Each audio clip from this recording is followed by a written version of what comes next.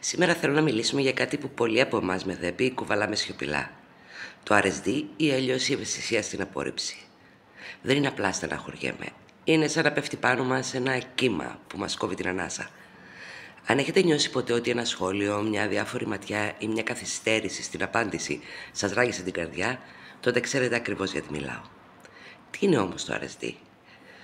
RSD σημαίνει ότι ο εγκέφαλός μας αντιδρά στην παραμικρή πιθανότητα απόρριψης σαν να είναι απειλή. Μπορεί να είναι πραγματική ή φανταστική, δεν έχει σημασία. Το σώμα μας και τα συναισθήματά μας αντιδρούν με πόνο, άγχος, θυμό ή κατάρρευση. Για πολλούς με ΔΕΠΗ, αυτή η εμπειρία είναι πιο δυνατή από όσο μπορεί να φανταστεί ένας νευροτυπικός άνθρωπος. Μπορεί να είναι ένα σχόλιο του προϊστάμενου, που για τους άλλους είναι απλό feedback, αλλά για μας γίνεται δεν αξίζεις τίποτα. Ένα μήνυμα που μένει το διαβάστηκε και το μυαλό μας γράφει σενάρια απόρριψης. Μια μικρή κριτική από φίλο που μας ρίχνει σε μια εσωτερική καταιγίδα. Το αποτέλεσμα: αποφεύγουμε καταστάσεις, χάνουμε ευκαιρίες, κλεινόμαστε στον εαυτό μας για να μην ρισκάρουμε να πληγωθούμε ξανά. Και εδώ θέλω να σταθούμε λίγο. Δεν είμαστε υπερβολικοί, δεν είμαστε δραματικοί, δεν φταίμε σε κάτι. Το RSD είναι μια νευρολογική αντίδραση, όχι αδυναμία χαρακτήρα.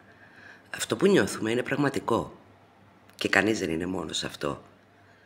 Είναι για να μην ρισκάρουμε να πληγωθούμε ξανά. Τι μπορούμε να κάνουμε λοιπόν? Πρώτα απ' όλα, αναγνώριση. Δώστε όνομα σε αυτό που νιώθετε. Αυτό είναι RSD. Όχι ότι είμαι προβληματικός. Δεύτερο, αναπνοή και παύση. Μια ανάσα πριν αντιδράσουμε μπορεί να κάνει τεράστια διαφορά. Τρίτο, αναστοχασμός. Ρωτήστε τον εαυτό σας. Είναι σίγουρη η απόρριψη, είναι δική μου ανάγνωση? Τέταρτο, υποστήριξη. Μοιραστείτε το με κάποιον που καταλαβαίνει. Μην το κουβαλάτε μόνοι σας. Και πάνω απ' όλα, καλοσύνη στον εαυτό σας. Το RSD δεν είναι λάθος σας. Είναι μέρος του πώς λειτουργείτε. Το RSD μπορεί να είναι σκληρό, αλλά δεν χρειάζεται να το περάσουμε μόνοι μας. Αν αναγνωρίσατε τον εαυτό σας αυτά, γράψτε τι σας αγγίζει περισσότερο ή τι σας βοηθάει εσάς.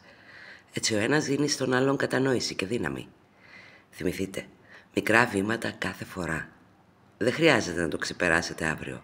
Χρειάζεται μόνο να δείξετε λίγη τρυφερότητα στον εαυτό σας.